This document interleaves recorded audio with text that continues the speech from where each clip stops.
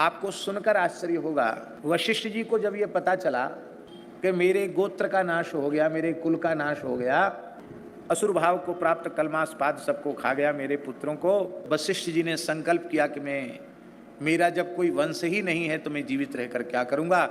वशिष्ठ जी ने अपने देह त्याग का संकल्प कर लिया, और ऐसे देह त्याग करना आत्महत्या है, वो तो शास्त्र निषिद्ध है। तो हिमालय में जाकर बर्फ में गल जाएंगे।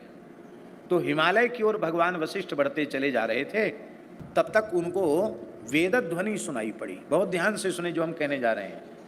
तो उनको आया कि इतना विशुद्ध मंत्रोच्चार कौन कर रहा है, इतना स्वर और एकदम माने एक महान परिष्कृत वैदिक जैसे वेद पाठ करे, इतना विशुद्धतम वेद का पाठ कौन कर रहा है।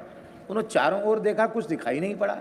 तब पीछे मुड़कर देखा तो एक अवगुंठनवती, एक तपस्विनी ब्राह्मणी दिखाई पड़ी।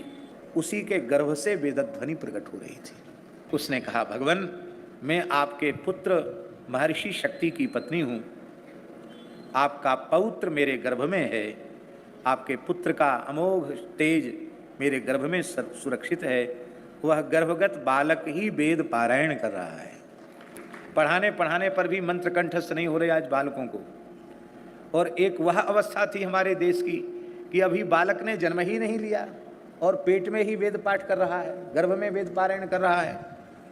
मरने का विचार, हिमालय में जाकर गल जाने का विचार वशिष्ठ जी ने त्याग दिया और कहा, देवी तुम पुत्र को जन्म दो। और उनका जातकर्म संस्कार कराया। वे ही हुए महर्षि पराशर, जिनके पुत्र भगवान कृष्ण द्वैपायन व्यास जी।